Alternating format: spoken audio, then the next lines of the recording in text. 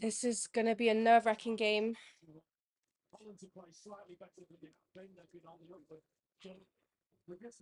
Türkiye versus Holland. It's not going to be easy one. Not for Türkiye. Not for Holland either, hopefully. But many people will believe that Türkiye will not win this match. But I have faith. I have hope. I have hope in my heart.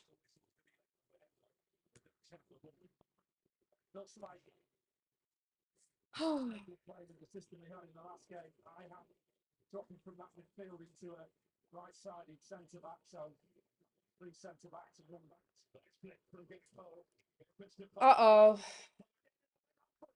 Okay. Depay skied it, which I'm grateful for. But what is concerning me, what is massively concerning me, is that within the first minute, Holland are already on the attack this strongly. Oh, it's worrying.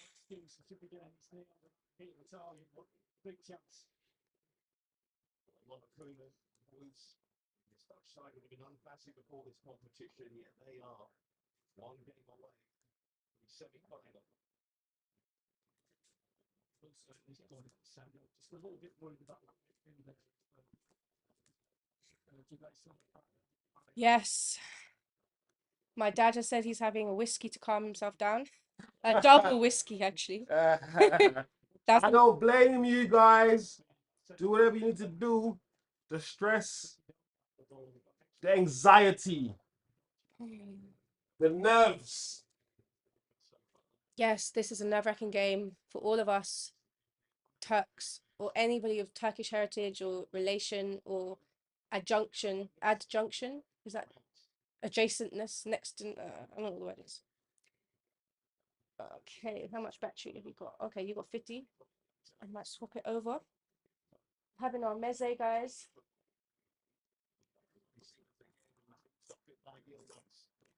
Peppers, olives, cheeses.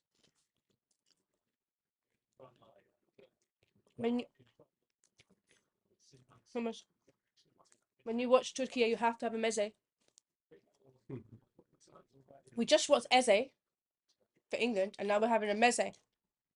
While we watch Türkiye. All hands having a whiskey, and I have my mint tea. Cheers. Turkish mint tea, yeah. I don't know about that. I chose the. Did you try the new one? The pucker. Apparently it's really good, organic or something like that. Yes, Kelly's in the chat as well. Come on, Turkey. All hands in the chat. Hadi Türkiye. Hadi. Orhan is getting drunk. Just to calm the nerves, guys. So what you've missed so far is Memphis Depay he skied a shot.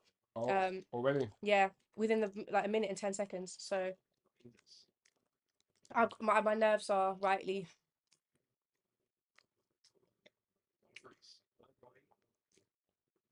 Who are they playing? Is that Ake, Dumfries, Depay? Is Van Dijk there? Where's Van Dijk? Come on, Türkiye, hadi! Drive it through. Oh, there's more cheese than anything. There's more cheese than anything in this message. You know what? It's because I forgot that the olives has cheese in it too. So when I tip some olives in, there might be a chili olives with cheese. Cheese meze. But actually what's happening is all the peppers are at the bottom. All the capsicums. You kind of dig down. Khan.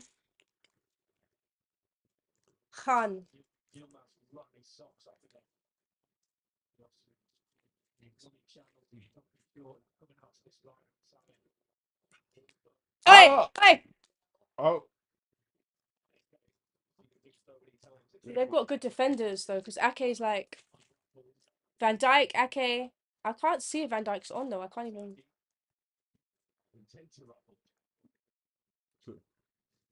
That tall guy with the captain, number 4. Right? Oh yeah. Of course he is. There is.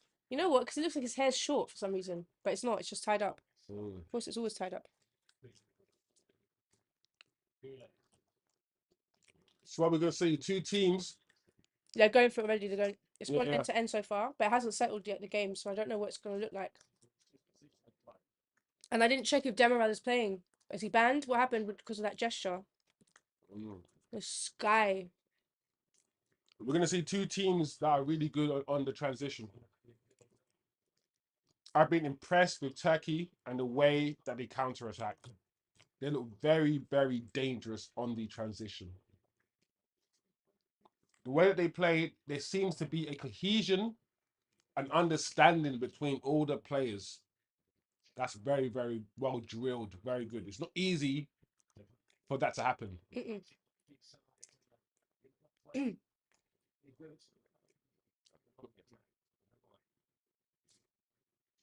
Oh no. No, don't let Depay get it. Don't. Listen, the pie is good, man. You can't stop giving this guy. Oh, thank God. Cody Gakpo. You guys were supposed to get. Well, there was talk about you having Gakpo a couple of years ago, but then Man United, yeah. Where did he go? Is Liverpool? Is he Liverpool? Why do I feel like I don't see him play for Liverpool that much? But maybe I just don't watch Liverpool enough to know. There you go. There you go. That's my answer. You have to be touch tight. You can afford them to roll you a little bit. You stand up and they get a turn on and get shot away. One thing I noticed about all the Swiss players, one thing you're going to notice, including the manager, the skin, the hair. Swiss players, I mean the Netherlands players. No, in the other game. Oh. I was just thinking about it. I always know like Swiss is a rich country. These guys, their skincare is nice. Their hair care, like how that guy had the Van Persie hair, not one hair fell out of place. Even the Swiss manager. You know when you can look at someone, you're like, you're rich. Yeah, I'm gonna lie, yeah. It's a football channel. I don't really care about this. I look at these things, but it's always interesting that your eyes pick up under non-football related stuff like socks and all these things. Yeah. I'm too focused on the game.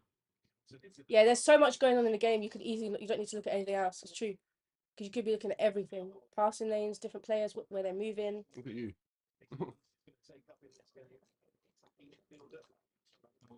It's interesting to have your perspective sometimes because I'm so into the football, I don't notice all of these other things. But this is like the colours of their hairs and stuff. I don't really. Except that one Germany player who came on with the pink. Yeah, that was crazy. That German player with that pink hair was like, whoa. Most of the time, and he's just going to be chasing shadows.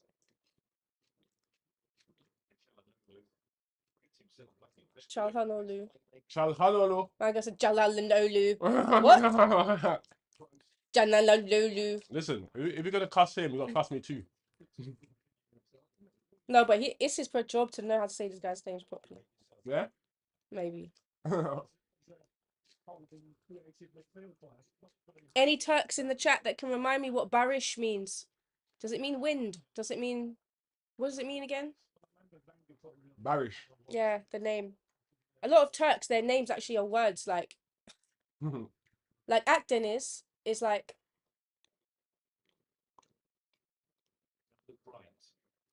the White Sea or something like that. Okay. Wherever that is. Like it's named after. White Sea. I think so. Ak might has multiple meanings, I think. I think there's some places called the Black Sea, the White Sea, the Red Sea, so they just name it after colours. The first 10 minutes of this game is scrappy as hell. Yeah. Oh, what's this? That's a foul, ref. Ref says no foul. Ref says play on. Wow. Like I said, yeah. One thing we need to pay attention to these guys is that none of these two teams, yeah, really want to keep possession of the ball just for the sake of it. When both these two teams get the ball, it's all attack. Both these two teams really want to play on the transition. They want to exploit the spaces on the counter-attack. Without the transition, I don't really see neither of these two teams like scoring goal. Once Holland get back into their low block, it will be hard for Turkey to break them down. And vice versa. Oof. So nervous, I'm not even eating. Eat. He's looking for the wing back and currently come inside. Jeremy Henry shot away. Half decent break, but this is the one the pry on the edge of the box. That's the foul for me. Yeah, it's definitely a foul. Mm.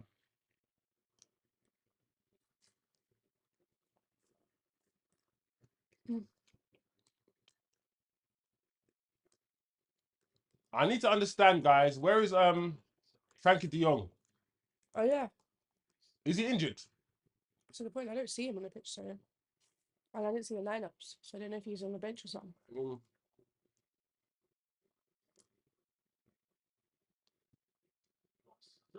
Oh my.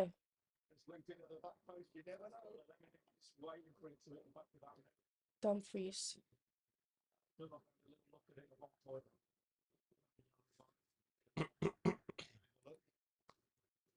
There's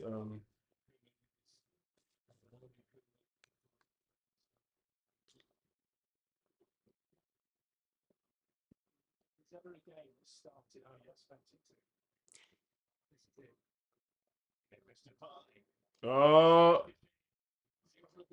They're speaking highly of these teams, the commentators for once. They're saying that they expected the game to start like this, to be entertaining, to be passionate. it depends on how you look at football, because this could also be seen as, like I said, two teams who can't keep hold of the ball and can only play under transition. There you go. The way you analyze the game is always so interesting. So it's how do you want to interpret this? Like, as soon as either team gets back into shape, it'll be hard to break them down. But it's not really a dig, to be honest, because England, I mean, most teams are the same. Most teams would rather play on the transition. It's just that some teams can also play possession football too. Like Yeah. Spain, They do both, right? Spain can play on the transition and play on the counter attack. But if you sit deep against Spain, they can also pass you to death, create an opening exactly the same way. So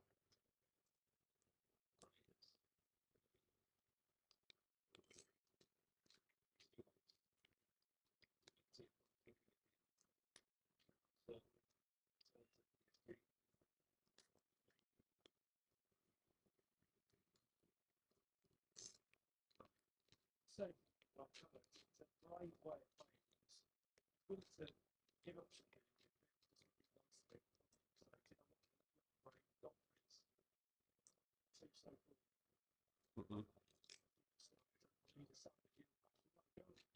it's a great way of playing. Good to give up. True tack.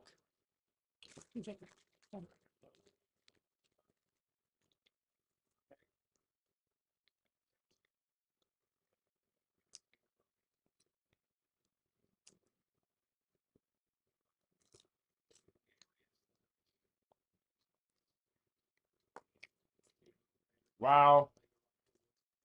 One thing for sure, I do believe the Turks outnumber the Danes. The amount of booing when Holland have the ball, constant booing. It's almost like a home advantage because there's so many Turks in Germany.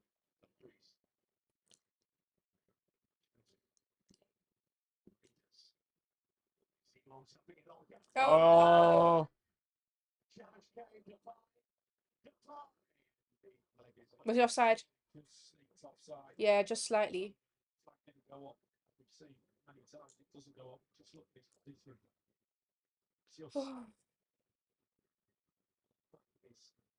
Shoulders offside position.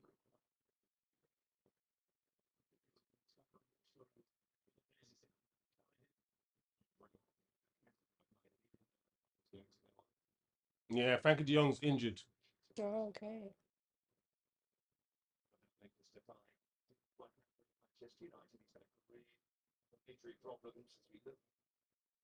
Oh my.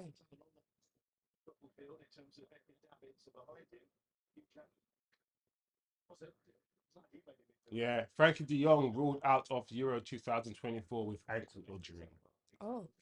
It's the only reason I'm thinking he's supposed to be Holland's like one of Holland's best footballers. How is he not playing? Yeah, he's injured, clearly. Frankie de Jong.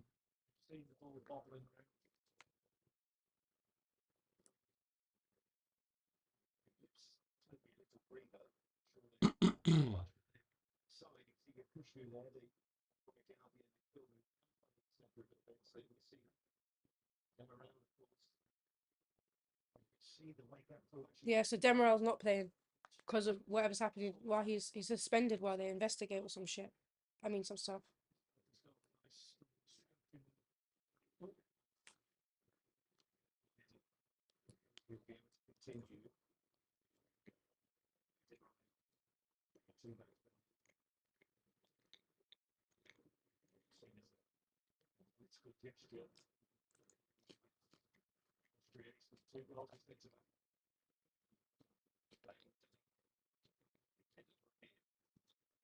I'm expecting another good game from Goulet. Mm. He's impressed me so far in this tournament a lot. He's also going to be playing with Jude Mm. and Mbappe. He already plays with Jude. I am. That's what I mean. And then Vinicius.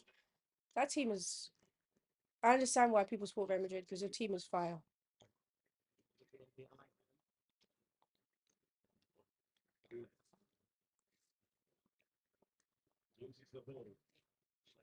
There we go. Oh, Turkey players being taken down by their own selves. Gakpo should release the ball, man. So what are we gonna see today, guys? Is counter attack. Then another team counter attacks. Then another team counter attacks. We're literally gonna have that sort of game today. I'm all for it. I'm all here for it because it means it might be a lot more interesting and a lot more exciting than the game before, than the England game. So But it keeps resonating in my mind what you said. I'm like, we could look at the quality of the teams that they have to go on the counter more than anything. And I would like to see some more possession based football from Turkey where they're not. it's harder to play possession based football.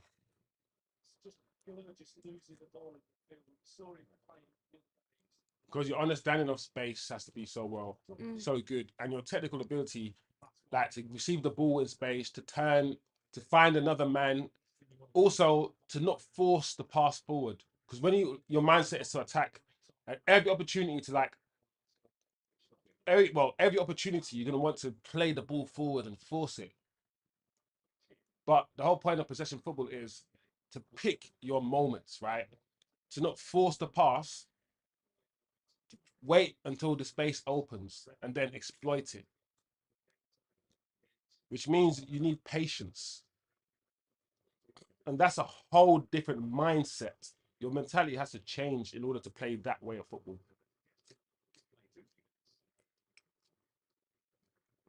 Oh.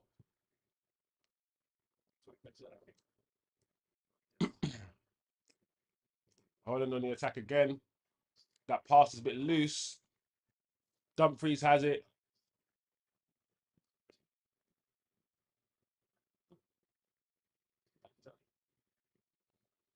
Oh, Van Dijk overran it, but doesn't matter.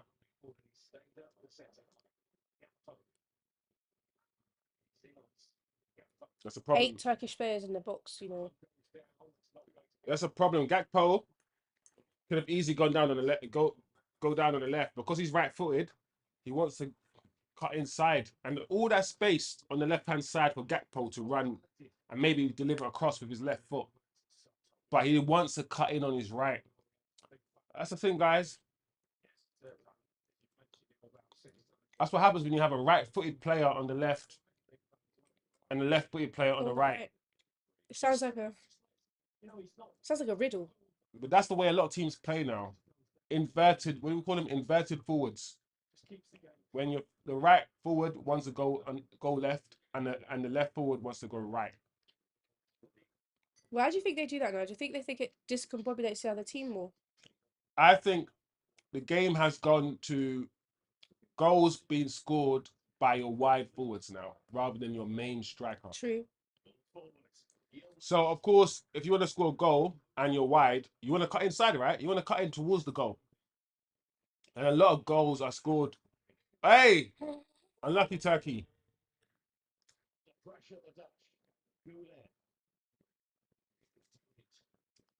There we go. Corner for Out for Turkey. corner. Okay. Yeah. Come on, guys. Forwards don't always have a lot of space, a lot of time. Oh, ow. Centre forwards anyway. So Not big. a lot of goals are scored now by the wide players. And that's why they invert. Okay. So they can score goals like a Mo Salah. Mo Salah is someone who's left-footed but plays on the right. He cuts in on his left foot. Kind of makes sense. If your foot, the foot nearest the goal is the one you can. And also, these wide forwards are literally forwards. They're not wingers. A winger's job is to supply the ball for the striker. Ryan Giggs is a winger. His job isn't to score goals. Jadon Sancho is a winger.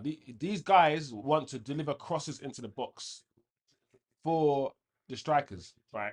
And then there are wide forwards who, yes, they can provide assists, but they want to score. They want to score goals. Rashford is a perfect example. Rashford, Mbappe, all of these guys, they play on the left-hand side, but they are right-footed. So they can cut in and shoot. It's a different way of playing, basically. A lot of teams now play that way, that system.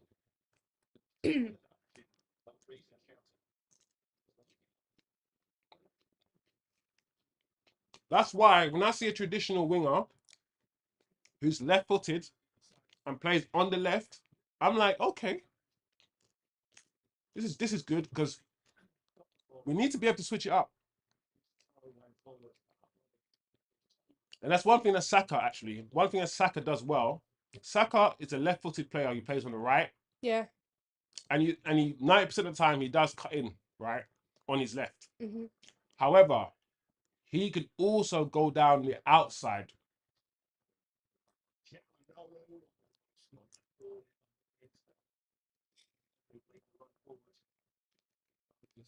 Really good job of following his run again because they almost give it off. The space was there. Left back position. Good hamstring stretch. That is.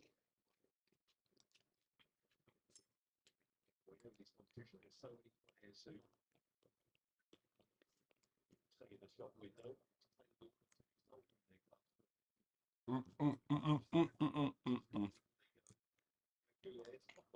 All right. Oh, The game is settled a little bit now. yeah. Quarter of the way through. A lot of long balls. Yeah.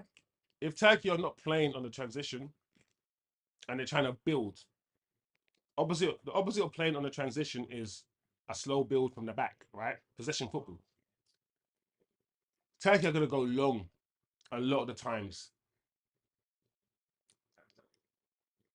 because I don't think they have the midfield that can keep the ball as well as Holland. I might be wrong, but we'll see as the match unfolds. Straight corner for them. Goal kick. Okay. Right, cool.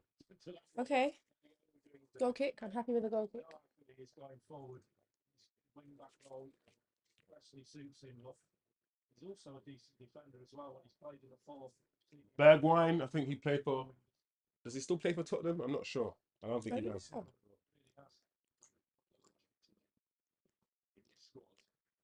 Bergwijn, turn around and whine.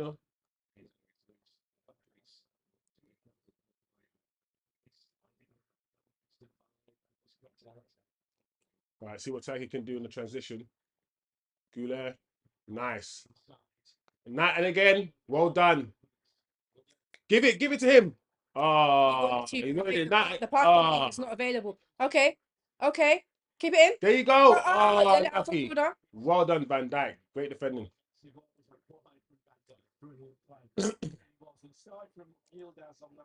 You can tell the Holland feel a bit under pressure. He's lucky. Wide players at times.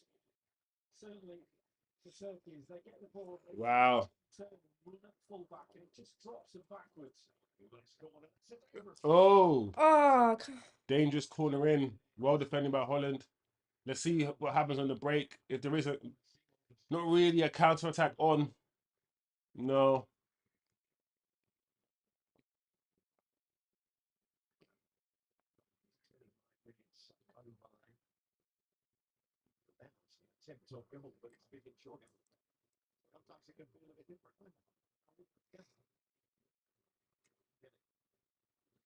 Mm.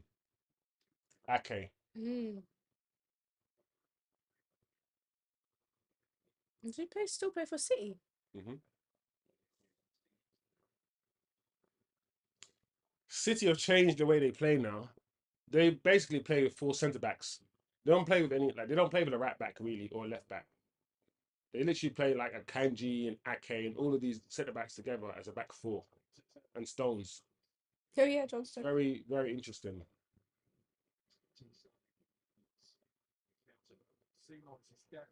Obviously Kyle Walker, but you can argue Kyle Walker it's oh, what's this? Too much. Just wanders off his shoulder, stands in a big space, and just stands there waiting for the ball to come to him. That's sort of 10 minutes or so, he's got it not.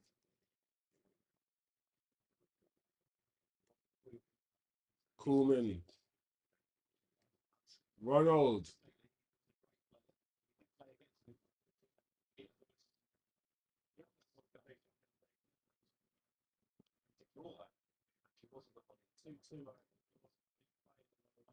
All right. Let's go. Over the top. You need to be more. You're taking too long. You had options and it could. Unlucky. No. It's a penalty. That's a foul. That foul was helpful because I was worried about the run they were just about to go on.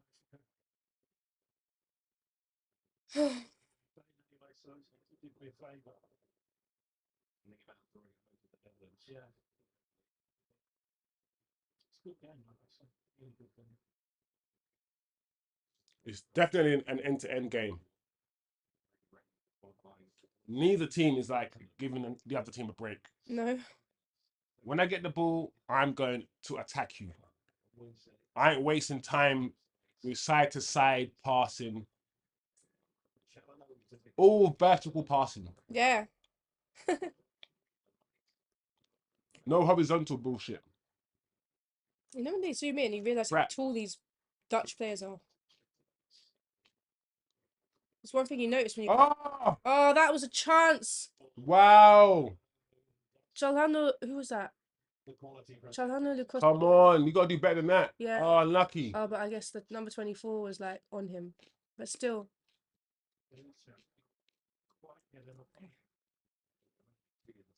Okay, guys. We give them. We allow them to miss those. Say that in these penalties in about 2 hours' time.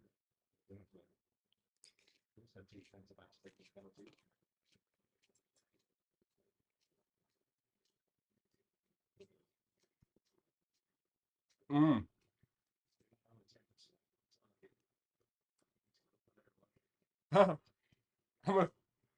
Whoever's back in this meze, Yeah. I'm munching the thing down, flipping it. Because when your throat is sore and you eat cold things, it's really nice. That's Oh, yeah, yeah. Go on, go on. Oh, that's Van Dijk, man. Van Dijk ain't giving you no rest. He's a great defender. And if it wasn't Türkiye they were playing, I would be supporting Holland right now, but. Wow, yellow. For Xavi. There's too many Xavis. It's all confusing. I'm joking, it's not that. Tell me what for. Özcan. Oh. That looks painful. Mert. What for? You stepped on his leg and you're like, what did I do? What did I do? Only stepped on his leg and almost broke it. Like, he's not dead. The shirt full there, but brilliant from the big Liverpool defender, I have to say. He looked like he was going to lose that. Yeah. This guy's like holding him back. Yeah. Like, Van come on, Dijk. come on. Van Dijk is a really, really, really good one-on-one defender. Like there's a reason why people call him like or compare him to Rio. Oh yeah, Rio. Rio is athletic. Rio is quick. Had decent. Well, not the quickest, but he had enough speed, had enough recovery pace, and one-on-one, you're not gonna do much against Rio. You're not. Telling me this is the best goalkeeper they got in that whole country. I'm joking. I don't want him to be good.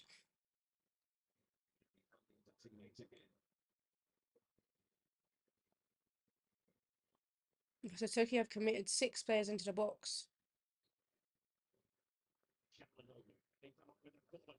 Okay, it's parried out anyway.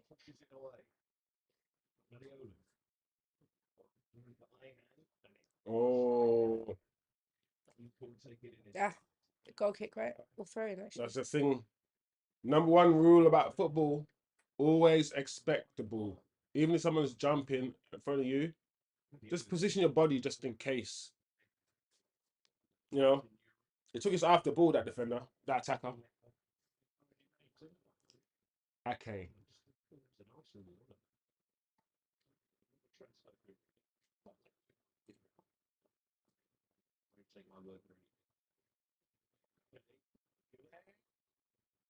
Let's curl it. Oh.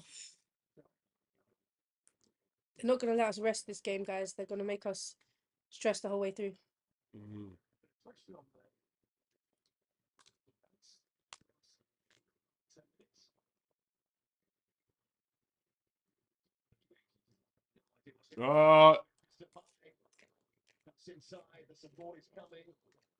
The tie.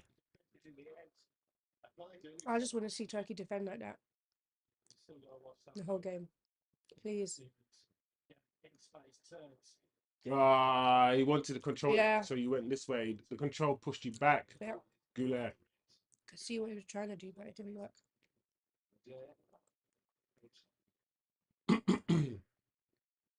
Give me some help.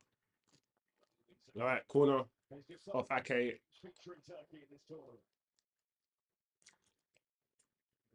Holland might have one of the strongest defences in this whole tournament, you know. Mm. I'm saying that because Turkey is Spain and like it's Holland.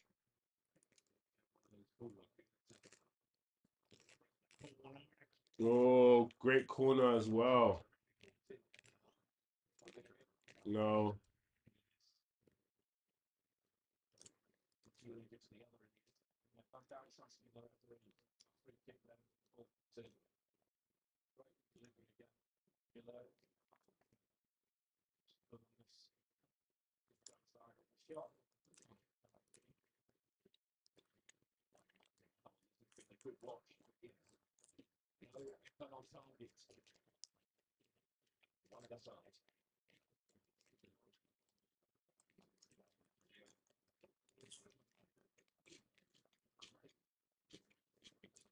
I wonder how the people are in Turkey. They probably put big screens up everywhere. Turkey is a lot like Portugal in that normally every coffee shop has the TVs anyway, and if it also has the news on or something. So and outside. Why did Dumfries leave it like it wasn't going to be a corner? Like I don't understand that. I'm like, bro, that came off a Holland like player. What are you doing, Terry? Why are you allowing it to go out for a corner?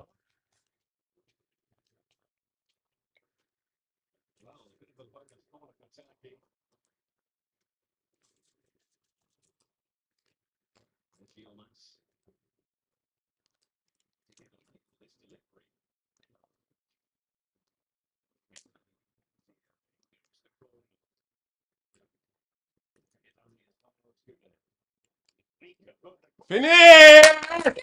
Yes!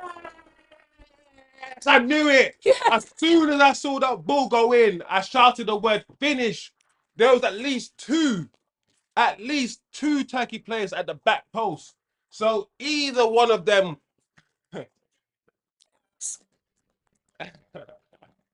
Ah! Yay!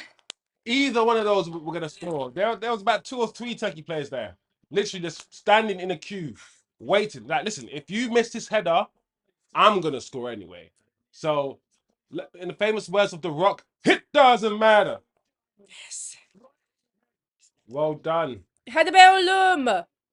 I mean, it's come on. Wait, offside. He's offside. No, onside. See, all 3. There are 3 Turkey players They're there. ready to take it. That's why I said as soon as the ball went in, I was like, this is gonna be a goal.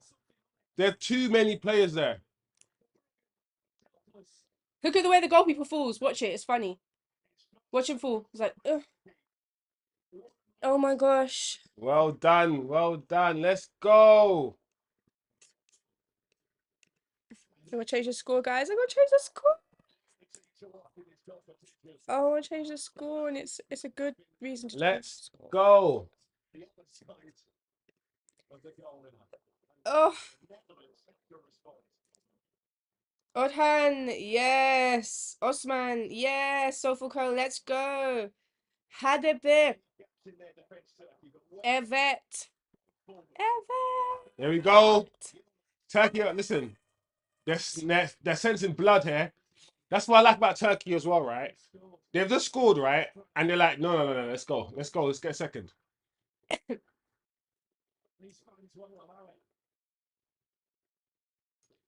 Oh my. The meze, and they dashed the meze around houses.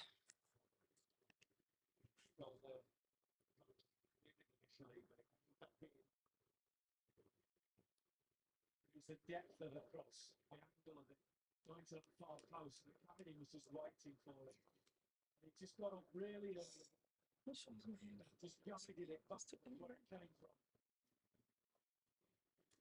And another assist in this tournament. Trying my hair.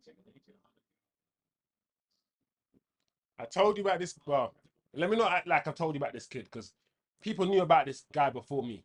But he's the guy to watch, man. He's the one to watch. I was talking about the fact that Turkey don't have a next generation, you know. Hakan, Shuken, Oh yeah. all these ballers that Turkey had before, they haven't been replaced. But Güler, this teenager, because he's only a teenager, right? 19. He's doing bits. He's doing bits. Just looking at the game shorts and getting right close in. It's the 35-year-old who hit the 19-year-old the ball.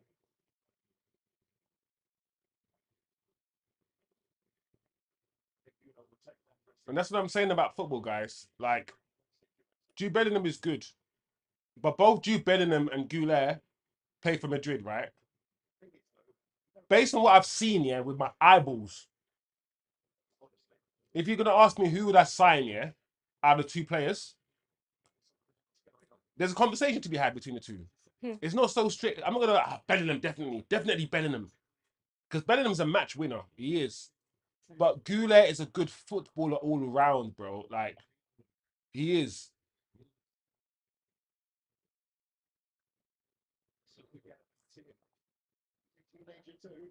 Holland are nowhere right now.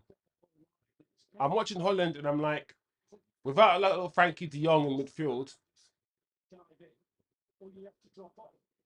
they don't look like they can create an opening without playing on a transition.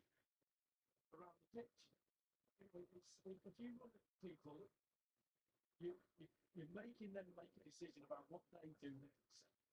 That's the beauty of this side is that they do that all over the pitch. Uh-oh, what's going on here? No. I want that flag to go up, Turkey. And now it does. Okay. Again, just wandering into that no man's land just beyond the last defender. Trossard's dad Oh yeah, Trossard's dad's the goal the referee is the today. referee today.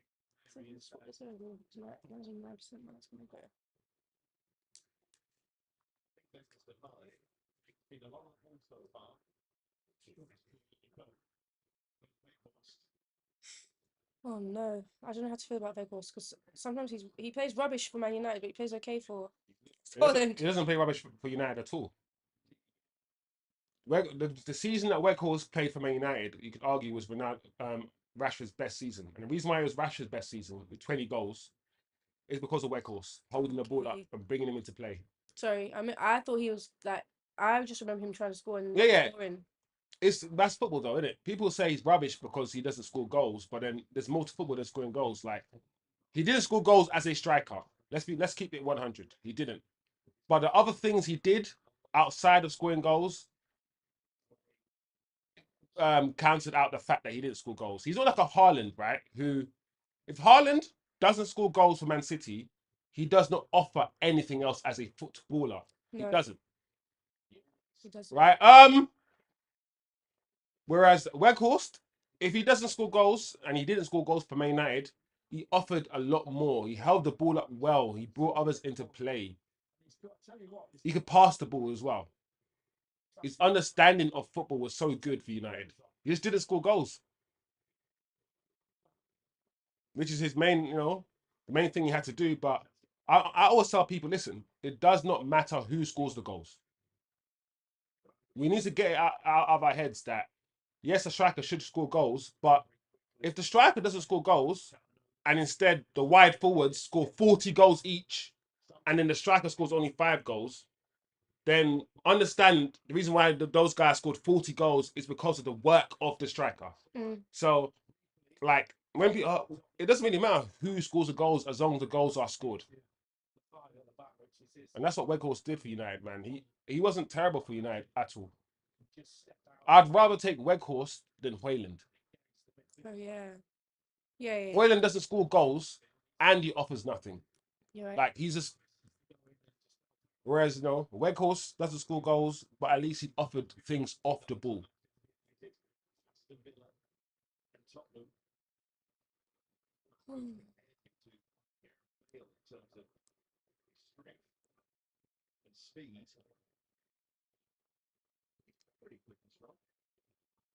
Unusual comparison.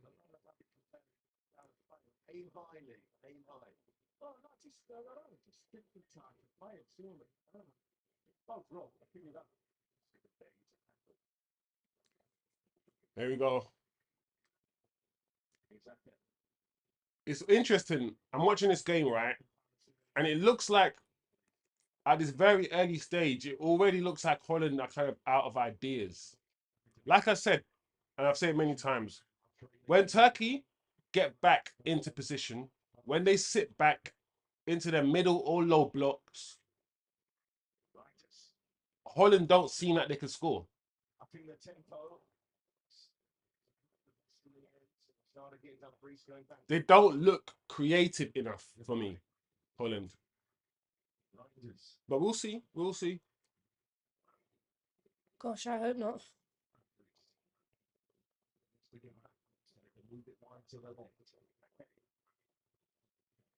We'll see.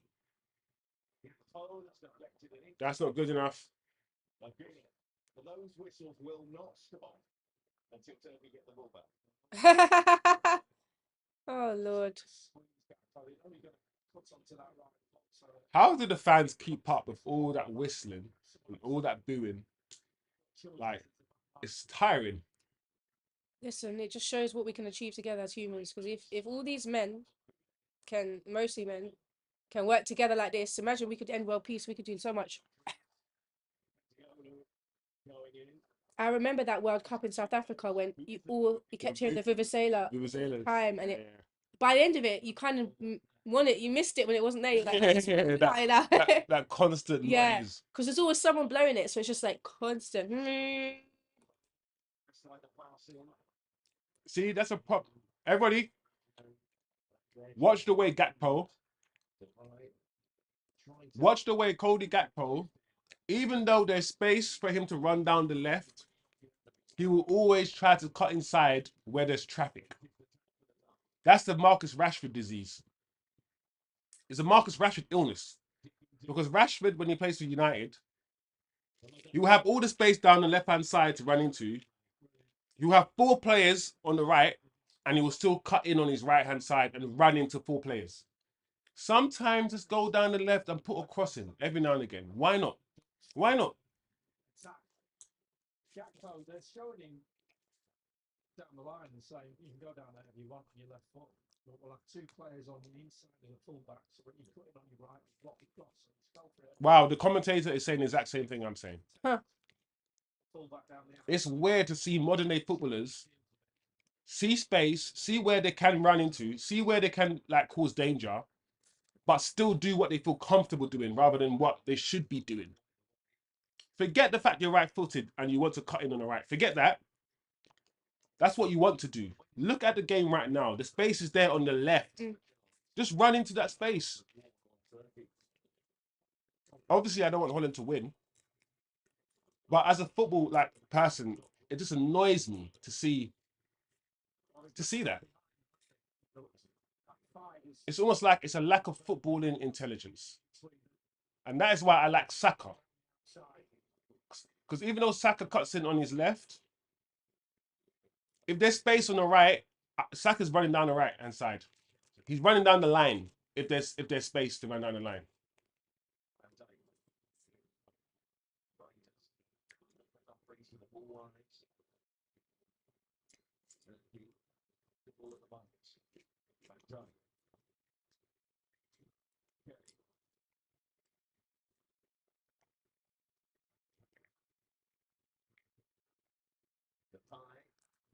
ball back inside. Look at that first goal. That's Mert. Charge forward. Mert Mulder, sorry. So much The tall guy. first half. They're prepared to take a chance, and that's for sure. You can see comes to top in the middle there. International play fell off his football in Germany. Okay, we're at halftime. Oh, Well done. From a Turkey perspective, perfect. You could not have wanted anything more. They look the most dangerous on the counter. I love that. They all just go straight over to the young one and be like, listen, this is what you're doing wrong. This is it. That's No, what that's not what's happening. What's happening is the youngest is saying, "Why didn't you give me the ball, you idiot?" And he's like, "Listen, you're still a kid. Like, I know you're the best player on the pitch right now, and you're the best player in Turkey, and you're only 19. But understand that you're still a little kid up in this. I'm still a bigger man to you. So just behave yourself and how you're talking." That was basically what that was. And that's what needs to happen with Bellingham. Listen, Bellingham, you've only just started playing football right now. I know you're touted as the best player in England. You're not, but let's relax yourself a little bit. You know, if you're a Turkey fan, that is the perfect half. The goal was a nice goal, clean header. I think two players could have scored a header because they were literally queuing up at the back post. What the heck? For that. Yeah. Swimming, you have to shave everything, right? It's funny because I don't feel Holland are a threat. I don't want them to. I look at Holland and I'm like, they're making all the wrong decisions. And they're forcing it. There's a lot of forced passes. And there's no like thought behind it. It's like a lot of athletes, a lot of players who are decent technically, but I'm not seeing the football intelligence, right? In a lot of things that Holland are doing. I'm not. I'm surprised they've made it this far, Holland. But let's not take anything away from Turkey. Turkey are compact. They get back very quickly. Whether the back line is at the penalty box or whether the back line's pushed up further forwards, there's a clear structure when they're defending, and when they counter-attack, as I said before, there's a synergy, there's a cohesion. It's almost as if they've done it so many times together and they played 100 games together. I don't think they have, but it looks like when they counter-attack, everyone is moving. I've said this last time when I watched Turkey. I'm impressed by the movement. No one is standing still. Everyone wants to be moving in a different position and looking for the ball. Move, move, move. A lot of times when you watch other teams, they're so static. Not Turkey. So, like I said, Turkey might not have the best quality players, But when you play a cohesive football, that counts against individuality. You don't need individuality too much if you're playing so good as a team. And that's what we've seen with Turkey. And that's why, you know what? I'm not Turkish. I shouldn't care for Turkey, but I do. And yeah, I want Turkey to win this game. I do. Yeah, Here's what it is. you- All right. What we're going to do? Take a little break before the halftime, Yeah. for the second half. we'll have a quick little drinks break, just like the footballers have, and then we'll be back. We'll be back.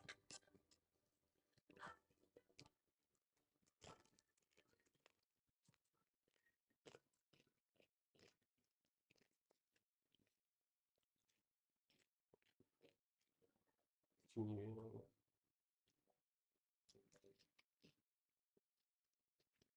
see the latest voting intention polls? I don't care Hmm? about that. They don't give a shit. So although I appreciate people will want to see real results before getting too excited about this Labour government, and that's not just reasonable but sensible, I would say these appointments should definitely show people this government means to be different. We're not going to see 5 years of tinkering and then another flat choice of people. Yes, Starmer still has a lot of freedom to do, even for me. We're a Change Labour Party, and yesterday we started the work of changing the country. And the dust settles on Thursday's result. What is becoming clear, but I think all to see, is the mood of the nation, of the country, what is expected of us, and the mandate we have to deliver change. It's a mandate not just to govern, although there's certainly that, but it's a mandate that has put trust in us to change the country and to deliver. It's a mandate to do politics differently, and that change started yesterday as well. I have, as you'll have seen, appointed a cabinet. That was done yesterday afternoon and completed. Some went to the Privy Council this morning to receive their seals, which was a moment in history. We followed that with the cabinet meeting of the Labour government of 2024. At that cabinet meeting, I had the opportunity to set out in my cabinet precisely what I expect of them in terms of standards, delivery, and the trust that the country has put in them. And yesterday, I met Laurie Magnus, the independent advisor on standards, to discuss how we deliver in government. At the cabinet meeting, I also discussed mission delivery, how we would put into action the plan that we had set out in our manifesto, that we will have mission delivery boards to drive through the change that we need, and that I will be chairing those boards to make sure that it's clear to everyone Interesting. that they are my priority in government. We also talked about preparations for the King's speech, and reminded the entire cabinet that we will be judged on actions, not on words. This afternoon, I will continue to make a number of front bench appointments. We clearly on Thursday got a mandate from all 4 nations. The first time in 20 plus years, we have a majority in England, in Scotland, and in Wales. And that is a clear mandate to govern for all 4 corners of the United Kingdom. And therefore, I shall set off tomorrow to be in all 4 nations. I shall go first to Scotland. I shall then go to Northern Ireland, then to Wales, and then to England, where I will meet the First Ministers, not just to discuss the issues and challenges of the day, of course we will do that, but also to establish a way of working across the United Kingdom that will be different and better to the way of working that we've had in recent years, and to recognise the contributions of all 4 nations. On Thursday, we also got a mandate on economic growth, the #1 mission of the government. And so we discussed at Cabinet and have started the work on driving growth, and to make sure that growth is everywhere across the whole country, so that people are better off everywhere, wherever they live. The principle I operate to is those with skin in the game know what's best for their communities. And that does require us to be bold about pushing power and resource out of Whitehall. When I returned from Yeah. nations, I thought obviously to the Metro Mayor to discuss with them It's true. their part in delivering what we need across the United Kingdom. That will be on Tuesday. That will include non-Labour Metro Mayors. There's no monopoly on good ideas. Thank you. And I'm not a tribal politician. The principle I operate to, whether it's mayors or other elected representatives, is that where regional leaders want to deliver for their area, regardless of the colour of their rosette, my door is open and my government will work with them. Later on Tuesday, I shall set off to Washington for the NATO summit. I've already had a number of international calls, as you will know, and as you would have expected, to establish the relations across with other countries, to have really important discussions about Ukraine and other pressing issues. And Washington will be an opportunity for me to have further discussions with some of the leaders I've already spoken to and some that I'm due to speak to. It is, of course, an important summit on NATO. It is, for me, to be absolutely clear, the first duty of my government is security and defence, to make clear our unshakable support of NATO, and of course, to reiterate, as I did to President Zelensky yesterday, the support that we will have in this country and with our allies towards Ukraine. So this will be a politics in the government that is about delivery, is about service. Self-interest is yesterday's politics. I want a politics in a country that works for you. Thank you very much, and I will now take a number of questions, starting, I think, with Chris. So Chris Mason, BBC News. You've said that change can't be delivered by a flickable switch, but plenty of people might want lots of switches flicked pretty quickly. And so I wonder how soon you could actually start delivering concrete change. And if I don't have you found your way? Well, that's two different questions. Yeah. Look, I'm restless for change, and I think and hope I'm restless for that change. what you've already seen demonstrates that. Not least the appointment yesterday of Patrick Vallance and James Timpson, two individuals who are associated with change and delivery. And it won't surprise you to know that the discussions I had yesterday with the first discussions I've had with them, we've been talking to them for some time about the need for the change that we will put in place. But look,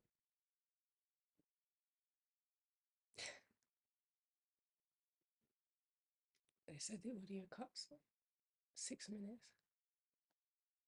a year, it is going to take time, but we've started, we've got plans in place until the election. I was clearly not wanting to get ahead of the election result. But we have been planning for months, hitting the ground running. I have had extensive conversations myself, as has the now cabinet, with all those that they need to deliver with, to ensure that we can hit the ground running and put into place the plans that we need. There'll be further announcements coming over coming days. Exploration has been extensive over the last 6 months. I've required all of my now cabinet to have gone through on their brief decisions that need to be taken, who we're going to talk to in relation to those decisions. That work has been going on for 6 months or more, and that needs to be hit the ground running. But look, it is not an overnight change in this country. Thank you, Chris. Okay, so back. Thank you very much. Prime Minister, you have won a massive majority, but your vote share is quite low. It's much lower in terms of voter support in 1997. You talk about the mood of the country. I think you have some ideas as to why. Can you give us one concrete thing that you will promise voters you will deliver in your first 100 days to make them believe the change?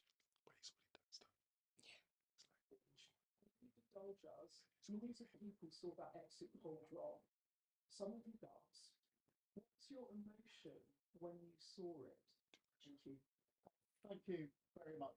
The thing that's changed already is the mindset of government. It's a mindset of service. Country first, party second. That's not a slogan. That is the test for all of us.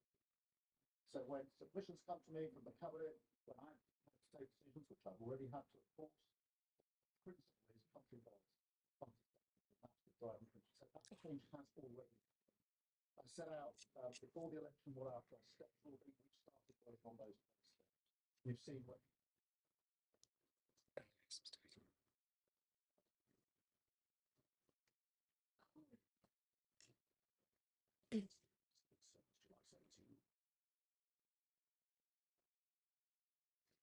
This UEFA Europe 2024 program is sponsored by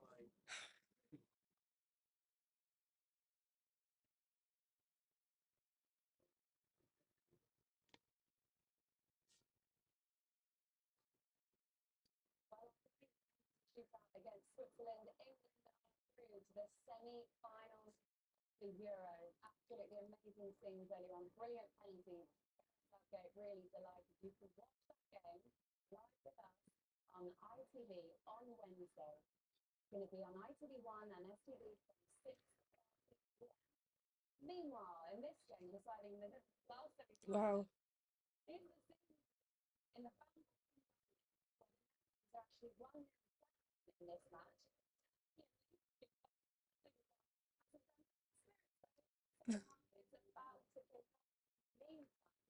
Mm. Woo. Okay.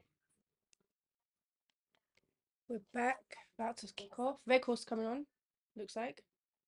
Yep. Okay, that worries me a little bit.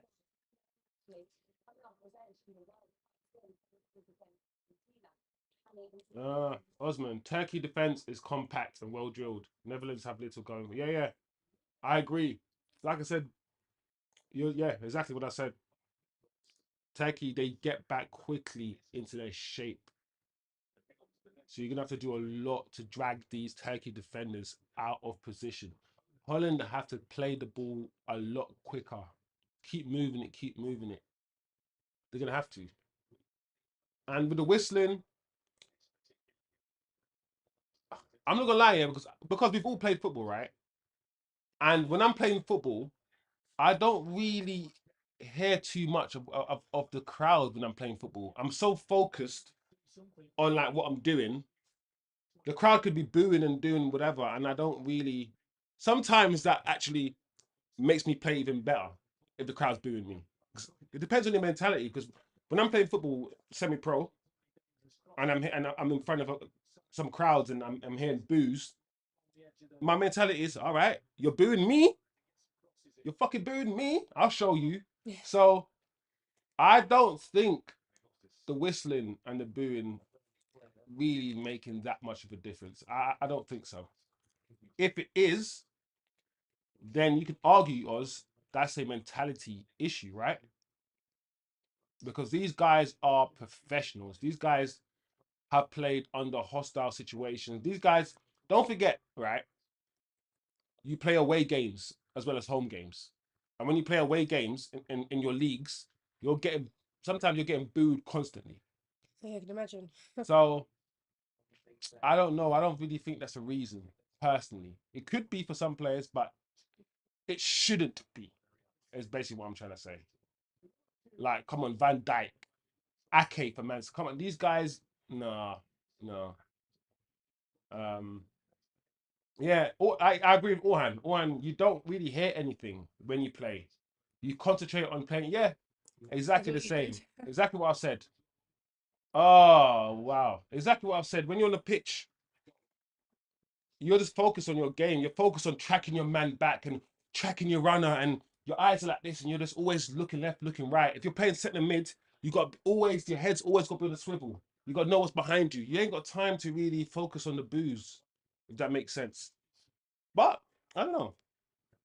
To some players, it might make a difference, but yeah, it shouldn't be. I don't think so. Okay. All right, counter attack. Let's see what Turkey can do.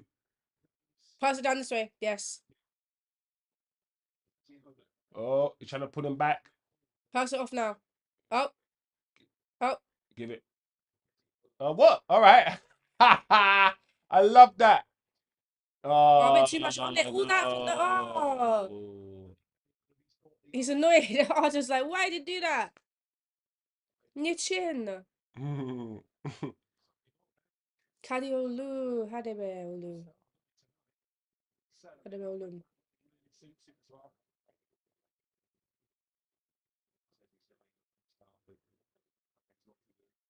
But on the flip side of what Osman's saying, when you play it at home and the crowd is like, come on United or come on Arsenal, and if that makes you play better psychologically, then why doesn't the opposite happen? That's a question, right? Mm.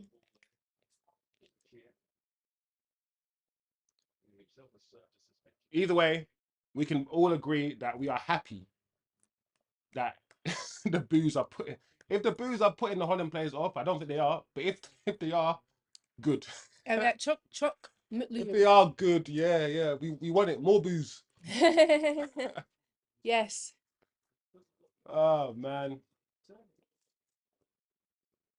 Choc mutluyum.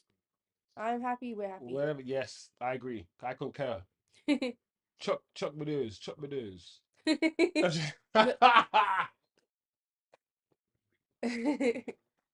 Choc means very in Turkish. Chuck.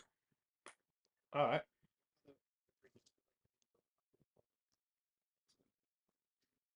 Chuck my money. Ooh, Gakpo. Cody. They're always effing up Mert Mulder. Let me tell you something, yeah. Let me tell you something about that will break. How many times have I been injured like that? When somebody steps on your foot, because like football boots, yeah, are not made of some steel. It's not steel. No. It's a thin, like it depends on what material, but usually some thin leather because you need to feel the football on your feet. Yes. So they make it out of not really thick material. So when someone steps on your foot and trods on it like that, they're studs. I'm telling you, like that could break the bones in your foot. Yeah. Very 100%. easily. Like it's an understatement. Some of these sort of injuries that you see, I'm telling you, they are not nice. They're not nice, man. I bet footballers' feet. That's why I didn't like. I'm not gonna lie. There's one thing I didn't like about playing football: the cold. I tell you what, yeah. When I used to play football, and it was cold and muddy, my toes used to feel. You know when your toes are just so cold. Yeah, you can't almost feel that. And when you kick the ball, it hurts. Oh yeah. I never understood. I thought to myself, hold on a second. Am I the only person on this pitch, yeah? On this cold ass pitch in December or January with all this rain. Oh no! No! Oh, thank God he missed it. Thank God he missed it. But he should have done better, and he can do better, and that's what worries me. So where goals has come on, right? Yeah. All right. Also, understand that Rain off, so because Holland can't play through Turkey. We watched the first half of football that I said that they don't have the creativity or the football intelligence to play through Turkey. So what we're now going to see is this Route 1 ball to Weghorst now. We're going to see that a lot. Watch. Anyway, back to what I was saying. We're in the cold when you're playing football and your toes are just like, you know when your toes are cold? Yeah. I thought to myself, am I the only person that is in pain every time that I kick the ball? I hated that feeling. I thought to myself, I must be cold-blooded or something because everyone's just playing normally. I'm like, no. My toes are in pain. I used to wrap tape around my toes. I used to wrap tape around my toes as well to help me because the blisters I used to get as well playing football. Oh man, the blisters. It's not cool.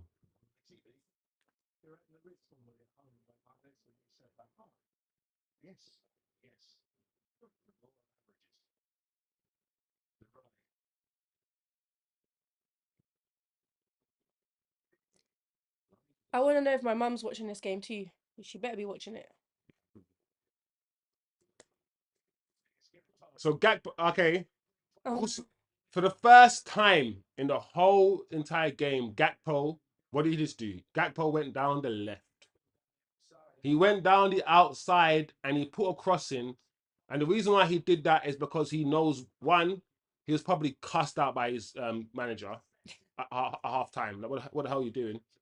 But most importantly, Weghorst is now on the pitch, which means you're not just aiming at flipping the bandana guy, Memphis. You're actually trying to get a player who can actually head the ball. So I'm not gonna lie, guys. If you're a Turkey fan, this second half is gonna be very, very sticky. I can feel it already. Yeah, I know. That's why It's gonna be very, very sticky. I'm stressed. Oh, why? Turkey need a second goal. Well, definitely. I think Holland will score. Oof. He feels that could be a corner. Instead, it's a goal kick. Convinced the defender got a touch. Wow. This is stressing me now. Put it into that area. Dumfries. He's thinking, wow.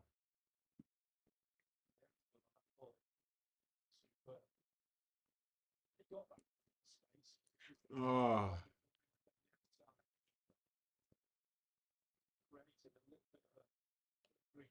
Hey!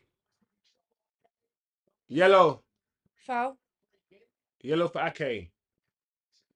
What's Virgil doing? Why is Virgil yelling at the ref? Just take the yellow, man. One thing that you'll notice in Holland, especially if you go to Amsterdam and visit Holland, there's a lot of mixed race people. That's true. There's also a lot of people with looks. Mm-hmm.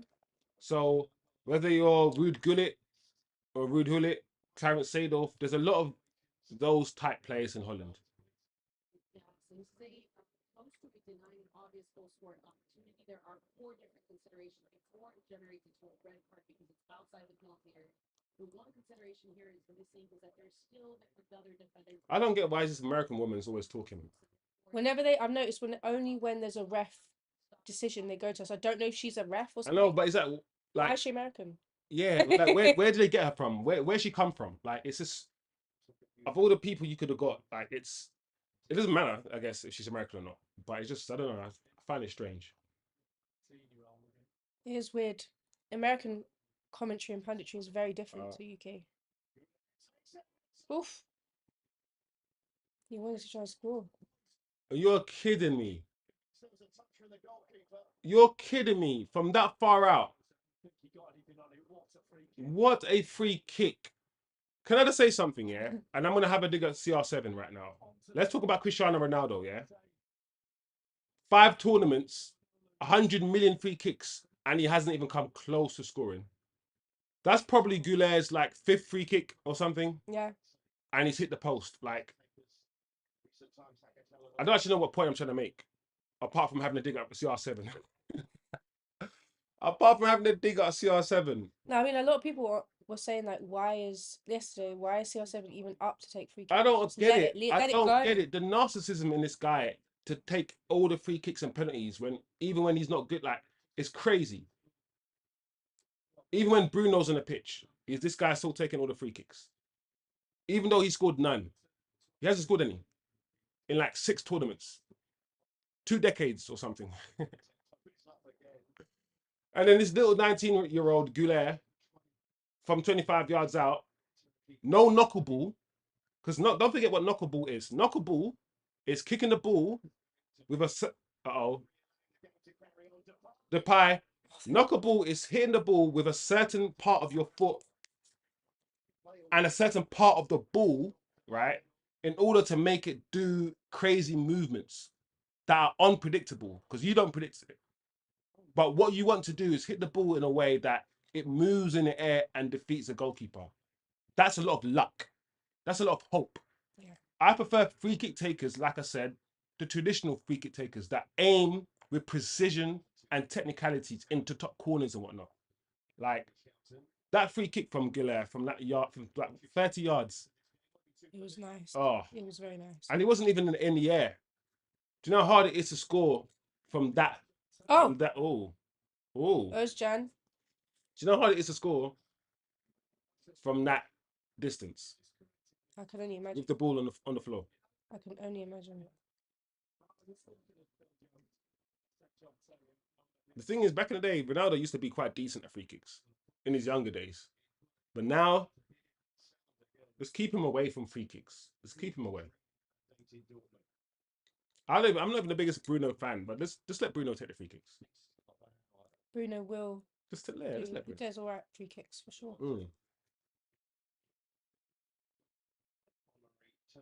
All I can say about this Goulet guy, if nobody knew about him before the tournament, if he was under the radar before the tournament, people know about him now. I remember the first match, the first Turkey game. I was like, "Who's this? Who's this kid?" And I was asking Orhan, like, "Where's he from? Who's he play for?" I didn't even know he played for Madrid.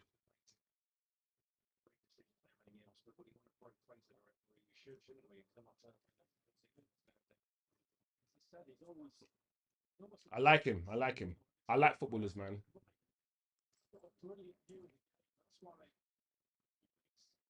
Mostly, right? It's obviously get the alcohol wrong here. He's got far too well been absolute brilliant. This game is so, at the moment, wow, almost 15 minutes gone already. It's stressing me out. It look like It's very competitive, very physical, combative.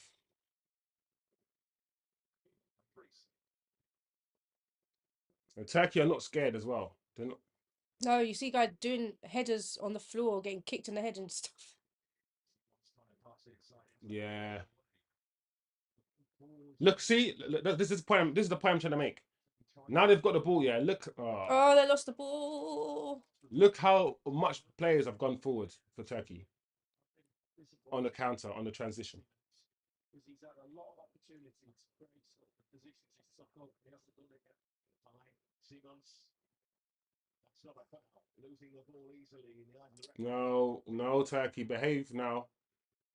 Got so many shots forward here, the Dutch. Oh, wow. Wow. All I can hope for is What is mistakes like that? That's all I Depay. can hope for. I mean, Giving the ball away. Gakpo. Losing it the last third. Never a good idea. I just realised the Netherlands kid's Goku colours. When Goku gets his Just need the blue t-shirt underneath. because they got the same blue around the rim, but That's the King Kai kit. yeah, the King Kai kit. Oh, come on. Yeah, that had to be just playing through there.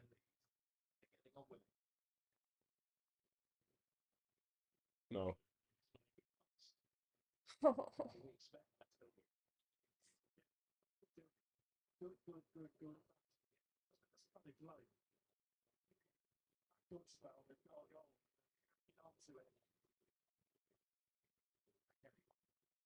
Look at Turkey. Every single player back.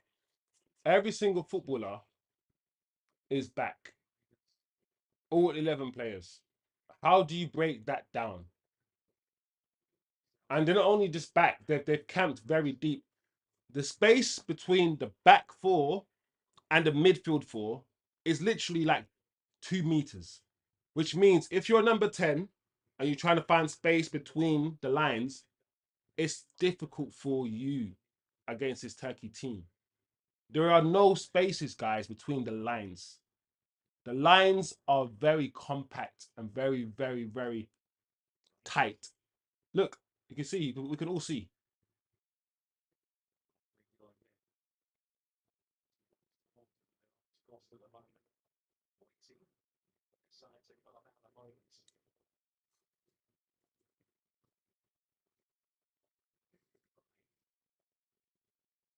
And you can see Depay. Depay is like, look how Depay is right now.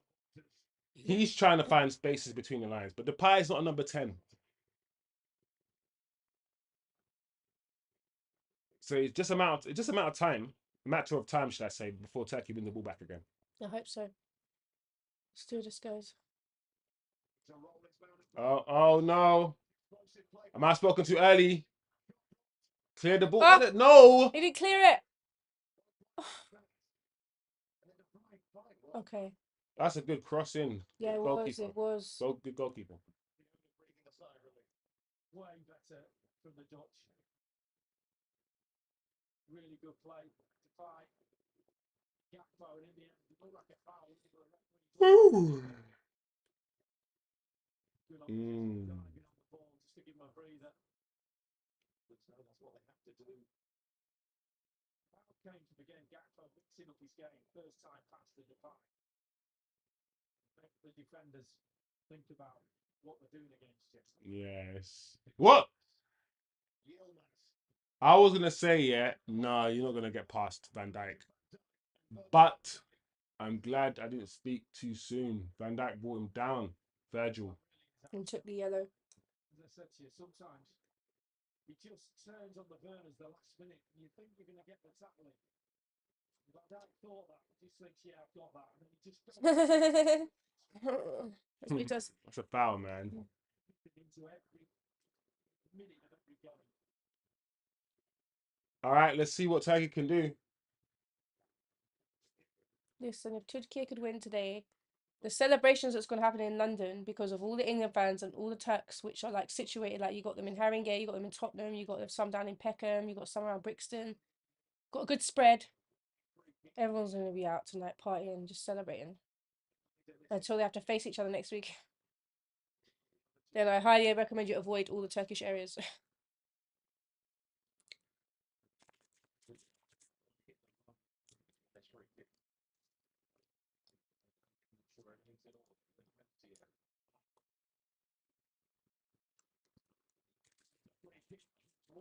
There we go.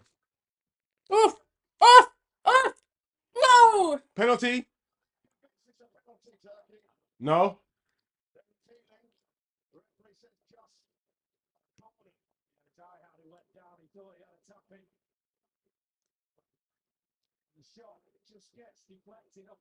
Wow. That's not a penalty. Who's that on the floor that made that? Who's that Dutch player on the floor? Who? Weghorst. Weghorst. No. Wow. Weghorst is laying on the floor. Well done. He kicked his knee. Well done. But that doesn't count as a penalty? How can he cleared the ball? Then he True. It's like slide tackle. When you slide tackle, you get the ball, but you also the player also falls. You also get the player, don't you? Hmm? Go creative to the edge of the box. Wow. Moving wide again. Checking back. Helping it back in there. Nah. Yeah. It's a foul. Every time Turkey come forward, though, something will happen. Yeah, man. People are gonna find problems facing this Turkey team on the transition, on the counter. Like you got players running this way, you got players running that way. You got all these things. It's kamikaze, but with cohesion at the same time. It's weird. If you're defending against it, it feels kamikaze. You're like, what the heck? But Turkey clearly know what they're doing.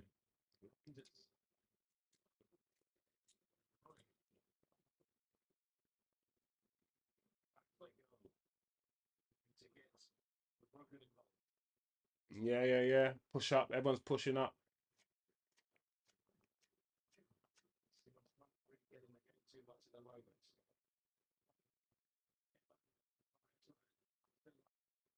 We got Ake, Xavi, Depay,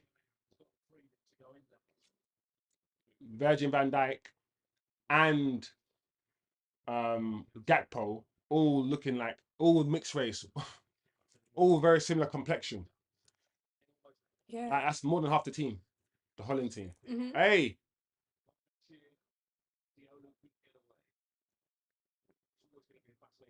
I don't like the look of the Holland manager. He looks kind of scary. I feel like he doesn't like his players. Coleman, man. He's been sitting down the whole time. He hasn't stood up one time. He's like, I'm only going to stand up when you impress me, guys, and I'm just sitting here. Every manager is different, I guess. Lou Van Gaal never stood up too much, I don't think. A Turk can't sit down for long. I think it's a And he wasn't very animated on the touchline either. And when people asked him about it, he was like, "Listen, I've set my team up. Yeah. All the players know what they're doing. What am I shouting and screaming for?" True. That's what he used to say. Get the foul, draw the foul. He's like, shouting and screaming doesn't work. They can't even hear what I'm saying most of the true. times. Does everything in his power to win a free kick. We play that. Absolutely brilliant. Does everything. Short, spins into the holes, he runs channels. He's got great touch, he's fast. He play on that right hand side, he'll drift over to the left. Just gives the two centre backs troubles there. Thinking about anything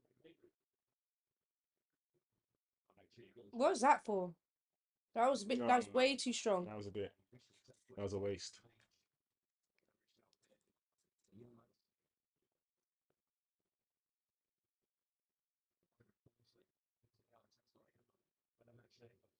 So far, it looks like there's no extra time in this one, so this might end in normal time, hopefully. I hope so. Keep the scoreline. Fingers crossed, eh?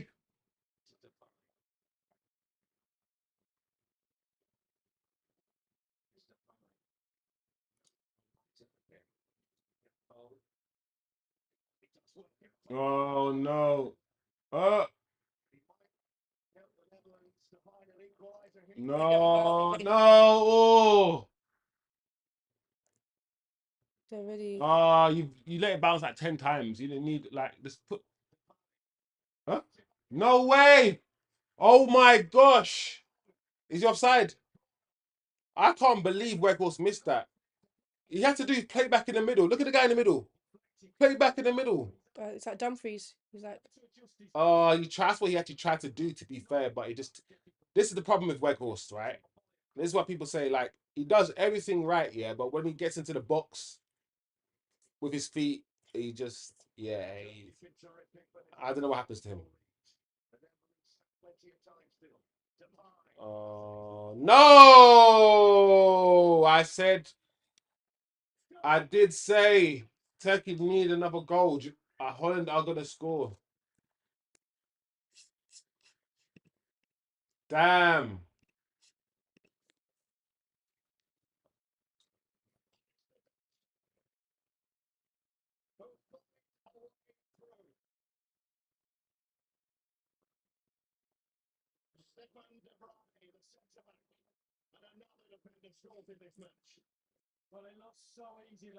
Two crosses in the box, two headers, two goals. Depay as well.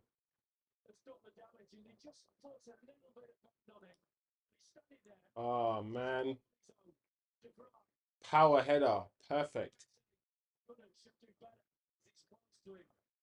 Yeah. I mean, the goalkeeper was going the other way, but the ball wasn't that far from the goalkeeper. I reckon he should have done I reckon the goalkeeper should have done better, guys. Let me know if you agree.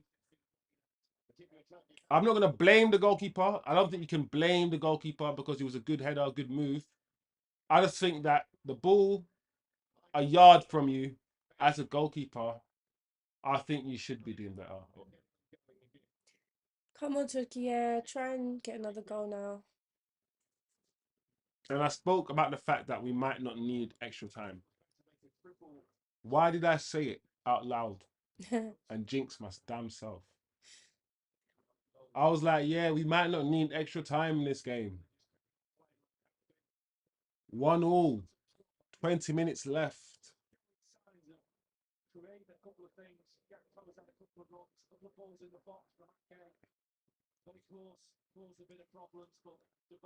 Oh, I'm gonna keep my spirits up. I'm gonna, like you always say, there's still time left. Yeah, it's not. Either team can win this game, which is not what you want to hear. As like, no. I really hope that Türkiye can win. But if they don't win, it makes it easier for who I'm going to support in the next round. Hmm? What happened? Offside. So disappointing, guys. But I have to keep going. I'm not going to let myself get sad.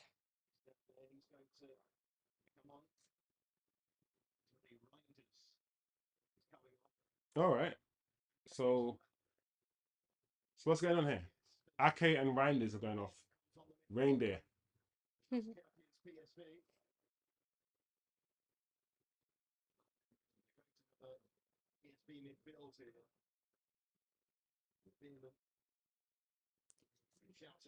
Van de Ven.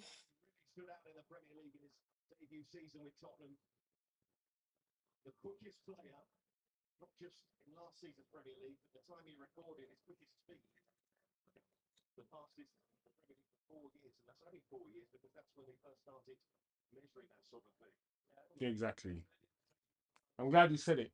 It's when we started measuring it. Don't say it's the fastest player ever when you weren't measuring it before. They do that all the time, though, don't they? They never give it that caveat. When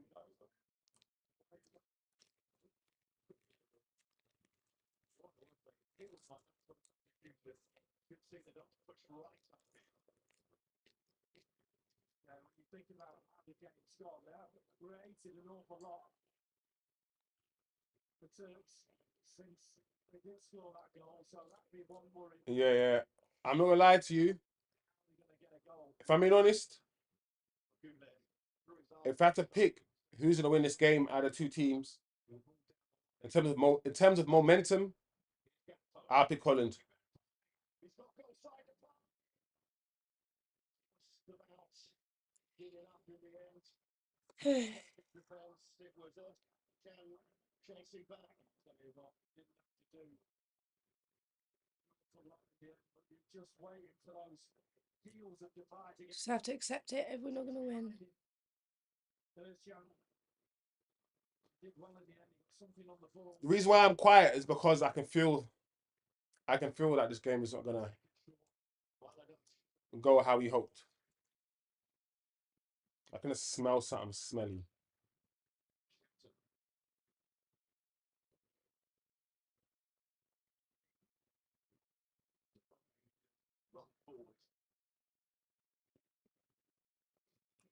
The potency that Turkey was attacking in the first half or counter-attacking in the first half isn't there anymore. Nope.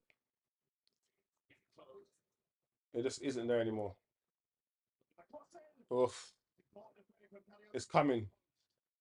Turkey scrambling away again. Ball beaten in the air.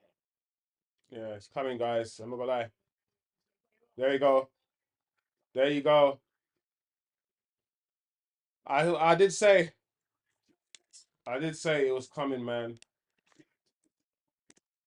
What a scrappy goal to score.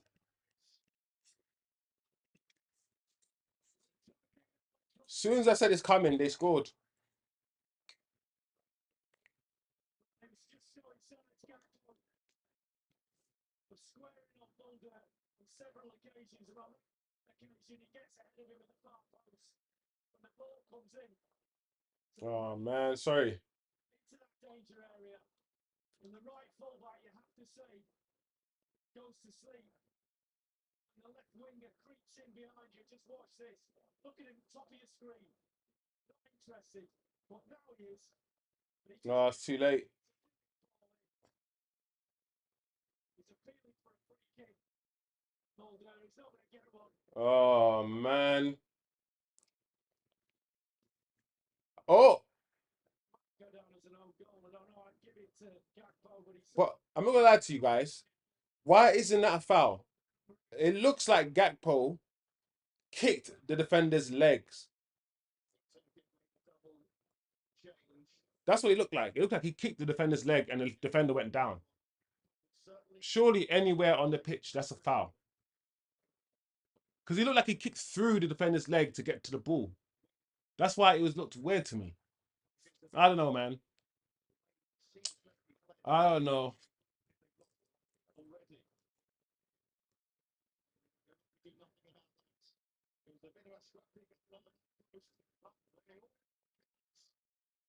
How did this happen? Because in the first half, Turkey looked very secure at the back. It looked like you couldn't penetrate Turkey. I just feel like they're not as good playing this way. They're much better playing that way. Oof.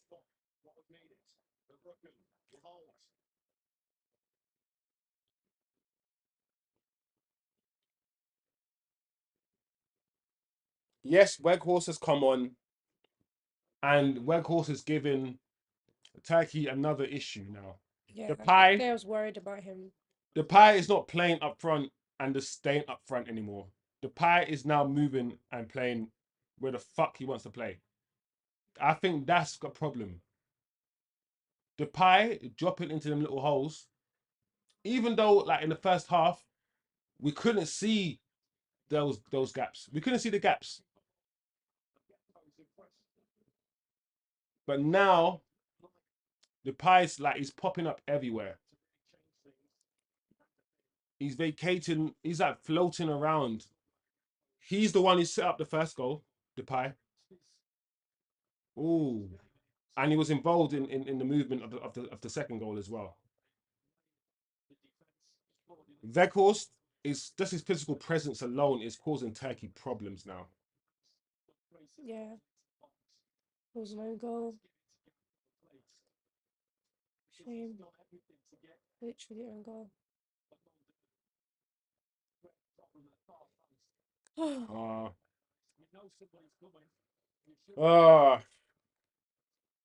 How would you analyze the game, guys? How would you analyze why Turkey have gone from 1 up to 2-1 down? Because that's my analysis of it.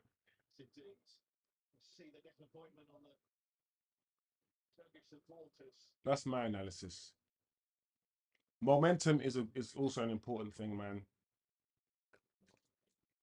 The fact that the ball kept coming back, that was what I kept seeing. I kept seeing first half when Turkey won the ball back, there was a bit of composure in the way they played, and when they counter-attacked, they looked potent. They looked a threat. So far in the second half, every time Turkey have tried to counter-attack, every time Turkey have tried to do something, the balls just come back to Holland, and Holland have attacked again and attacked again. Field just because if you take a look, number 15 studs don't go through any of the body part. You have two players challenging equal rights to it, ball in front of them, and neither of the challenges are going through the players. Necking directly. So it's a bit of an unfortunate one, but part of two player challenge. Yeah, the guy with that haircut, with the bowler haircut, he's coming on now.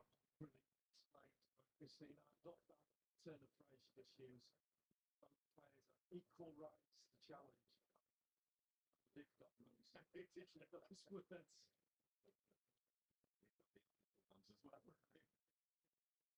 But Turkey, they've been so good in this competition. They've been a delight to watch. The football doesn't always reward those sort of things. It's about scoring the goals. And when you look at France in the semi-finals, England in the semi-finals, neither of those sides have sparkled so far. And the Dutch haven't. Yeah, at least them are giving that acknowledgement.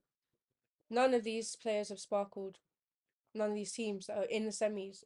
It's Turkey has sparkled.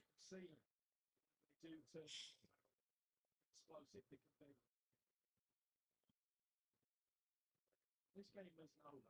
It's just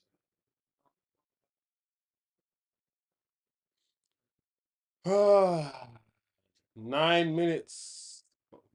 Let's say 10 minutes. Well, that would change here for Turkey. Turkey never played in a Turkish top flight. Ronaldo wasn't there. Fullback has come on. Haydi has come off. But really the man who scored the opening goal. The other man to come off for Turkey. King Tosun.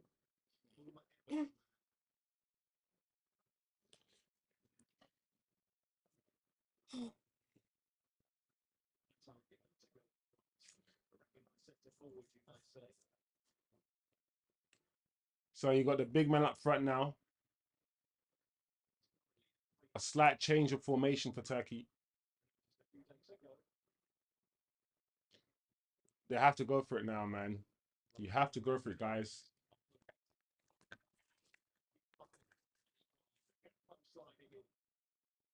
Oh, flipping heck. Now Holland want to play this one-touch football.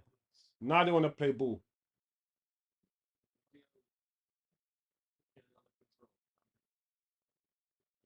is the position that they're not wanting to be because they wanted to be composed and not their time. You would expect. Yeah, this is. Slightly better than 2-1 off the Turkish team wasn't London. I feel for all those Turkish women who are going to get punched up by their husbands tonight. You're silly. Because What you say English or what? What a thing to say. It's not Chris. They force making the run. No, that's not good. Up anyway, so I think offside referee the play to continue. Türkiye are good at late goals, but I agree with you in that the momentum has swung totally towards Holland now. It's like they got the halftime talking to they needed to, and they've come out and they're playing more like Holland should play. Like I said, when I noticed that the whole of the first half, this Cody Gakpo guy did not want to go down the outside. The first time he grabbed the ball in the second half, the first thing he did was go down the outside. They definitely got talking to. Definitely. And they came out and they were a different team. They look a different team now, Holland. Yeah. You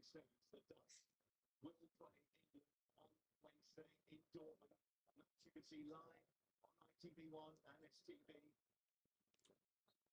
On Tuesday, there's another semi-final. Don't forget about that. We have highlights of a heavyweight encounter between Spain and France from Munich, 10:45. England, Spain final is probably. I reckon what's gonna happen. Hey, finish! You gotta score it. No. Who's that? Van Dijk. Oh, you're kidding me. Finish! Smack! What are you doing? Oh, man. Oh, you're kidding me. Get something on it, but the first one, I'm not too sure who kicked it almost off the line. You're kidding me. Here goes the corner. Pushing. Oh, man. Shouting just hooks it forward. What? Handball.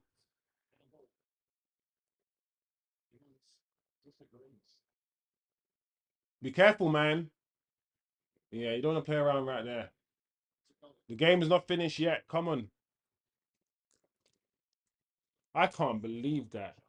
He controlled the ball like he had like 10 years to score. I'm like, bro, I ain't gonna lie yet. If you hit that straight away, but as soon as he controlled the ball, he just gave all the Holland players time to get back. Even that split second. But he got to do that ball over there because you know them players were running. Yeah. That's it. But more wider towards the right winger rather than the centre. Yeah, that ball was a bit short. Sold him short.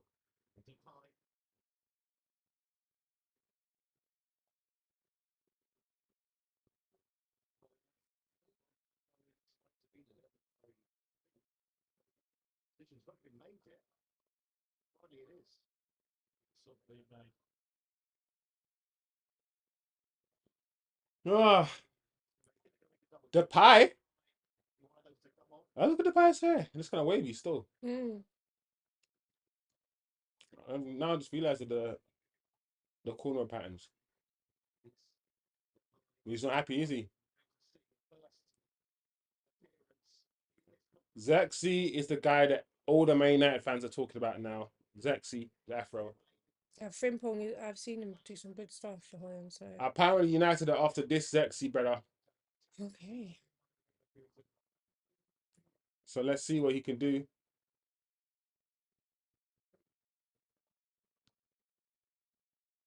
I've seen highlights of Zexi. I haven't seen him live in action. So this player with the afro, apparently, guys, is a player that United are very, very strongly linked to, Xerxes. So a Rashford replacement or something, who knows? Mm-mm. Nice. Oh.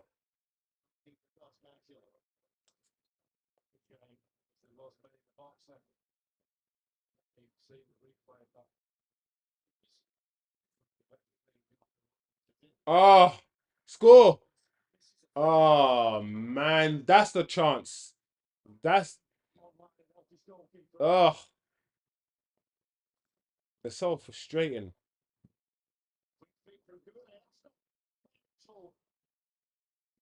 It looked like it went in. Mm. I saw some of the crowd started cheering.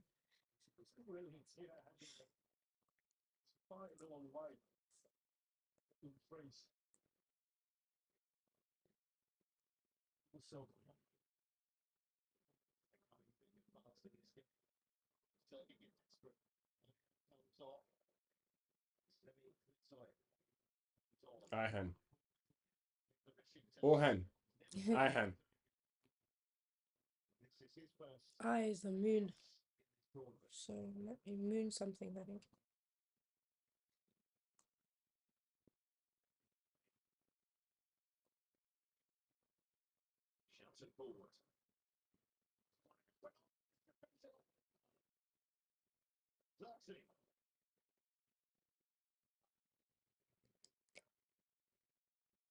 I can say at least it's been a pleasure to watch Türkiye play in this tournament. It's been quite nice football they played.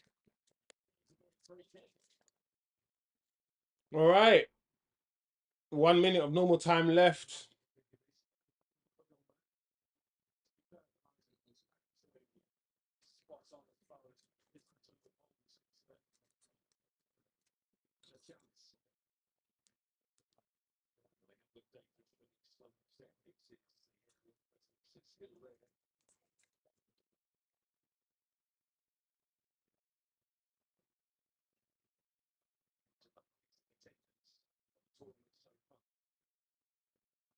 Wow, really? Hmm. Wow, this game. Yeah, Nothing the Germany game, you know. it's funny. Oh man, how did you head it wide, bro?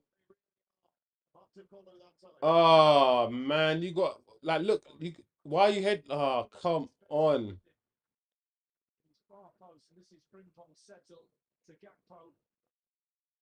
Doing really well to keep his team in it like he did the other night, but he needs more than that. They need a goal quickly. 5 more minutes. 5 minutes. Ah, sad times, man. Yeah.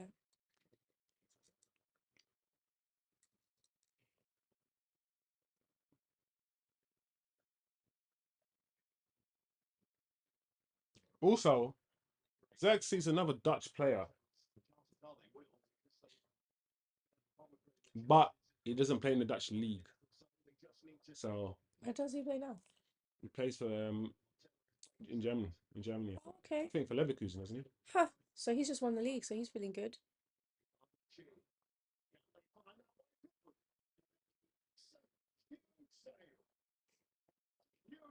I just want the game to be over now. There's no point in getting hopes up. They're taking the piss, bro. How? I'm like, do you know? Yeah, I'm expecting that to go in. I'm sitting there calmly, like, yeah, this is it. Straight at the goalkeeper. Anywhere, there's 1 yard each side of the goalkeeper. That's a goal. Yeah. Oh no. Ooh. Here we go. Look, 2 players. You got 2 on that side. Oh, too late.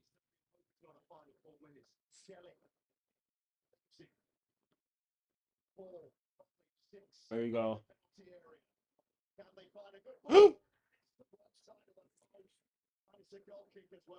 Ah.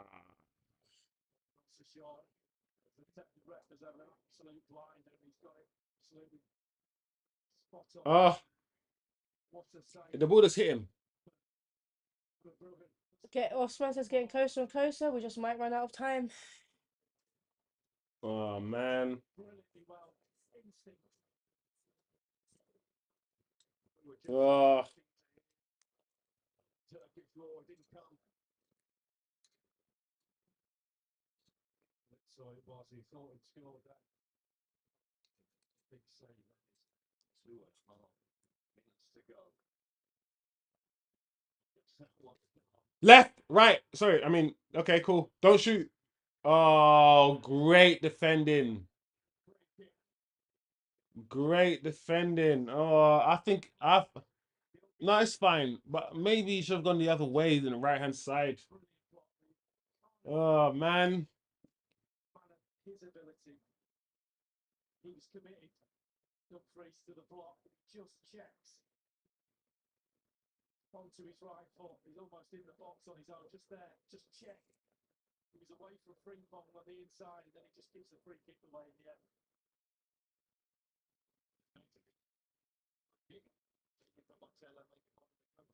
Yeah, man. And right now, I expect at least one of the coaching staff to get booked. The stress, the pressure right now, you're going to be saying stuff, you're going to be throwing stuff. In these situations, a coaching staff member always gets booked.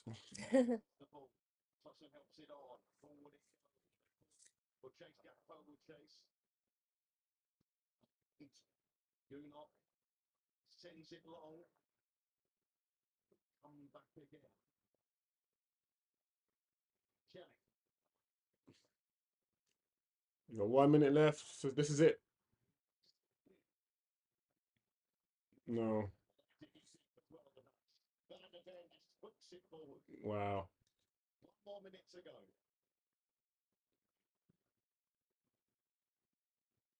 Offside. He looked offside, man. I knew it. It was offside. I knew it was. I saw it. I said it, guys.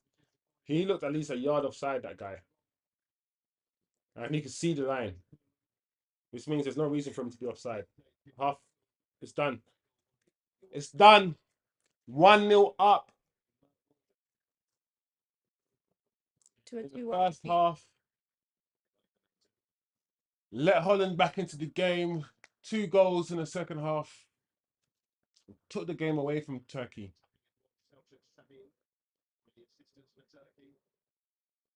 They've done well, man. They were a good team to watch in this competition. I've enjoyed Turkey. I've enjoyed their spirit. The way that they attack with no fear. Counter-attack with no fear. I've enjoyed it, but it looks like it's their time is up. Yeah. This competition, wow, red card. Because players ran down on the side as well. Oh. He's one of the coaching staff. Yeah. It's okay, guys. Sometimes you win and sometimes you lose in football.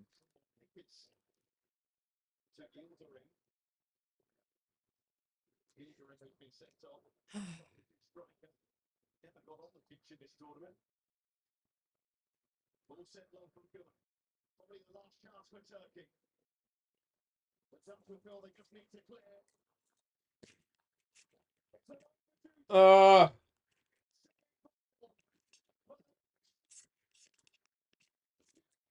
There you go. The Dutch have won.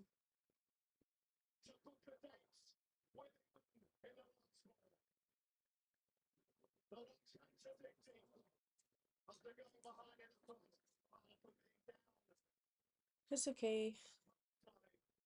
To a kind of first goal for Turkey. De Vrij, ahead of De Vrij, got them level at one apiece.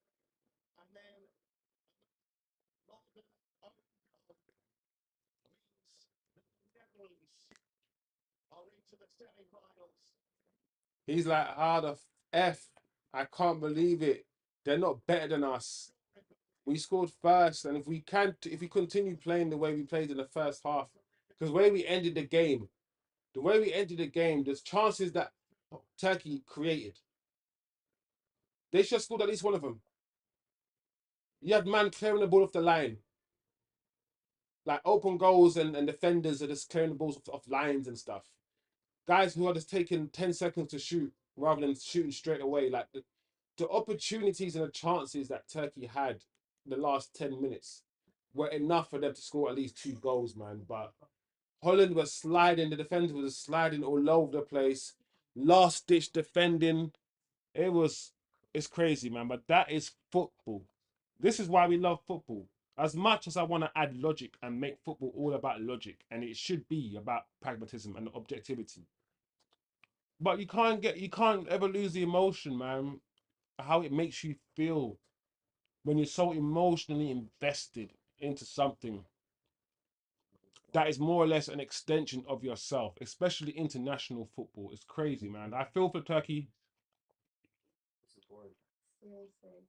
Turkey were the only team I really wanted to root for, because deep down, like I said, I root for England because I'm in England, but I don't overly root for England, if you know what I mean.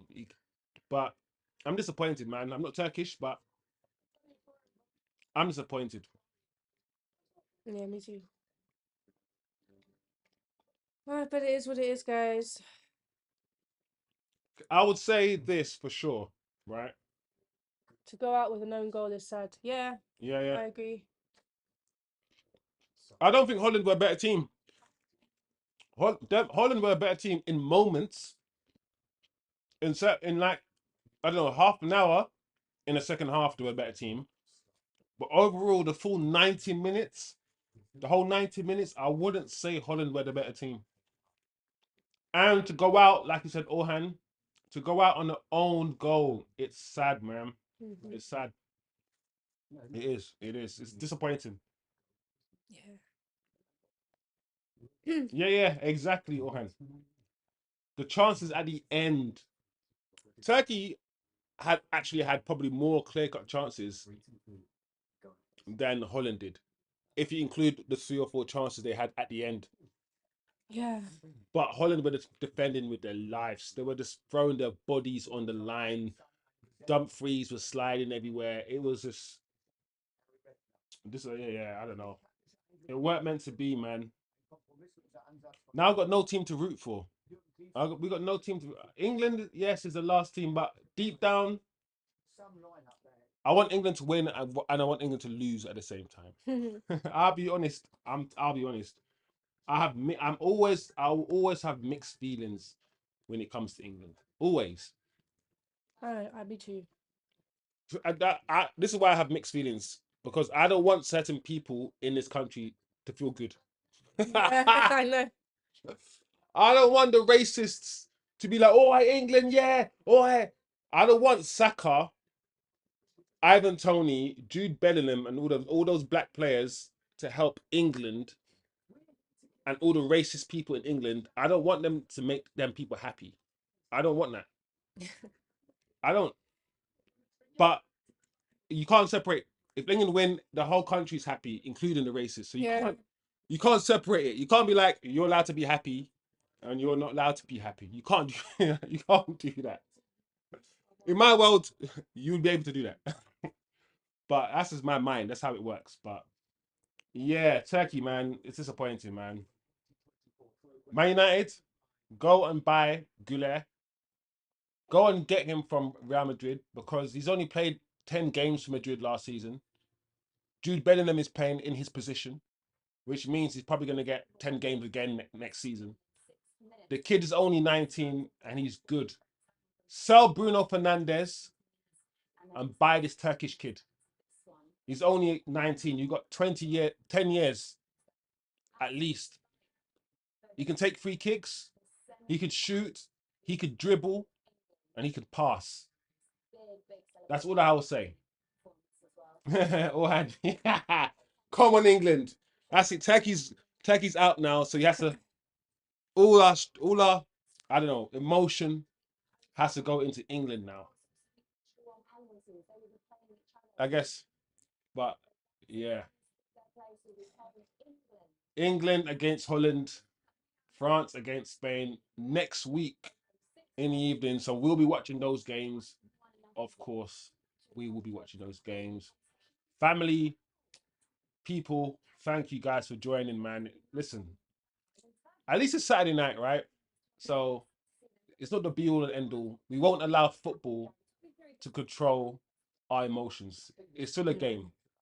So let's not. I get 5 minutes to cry after Yeah, yeah. the stream ends, and then I'm gonna be okay. 5 minutes of crying, I'll be okay after. 5 minutes of sadness, and then it's over. Let's carry on with our lives. Yeah. Life goes on. It's for them to worry about. The ones who actually play Yeah. the team to Yeah. figure out, because they know they didn't convert some of those chances they could have.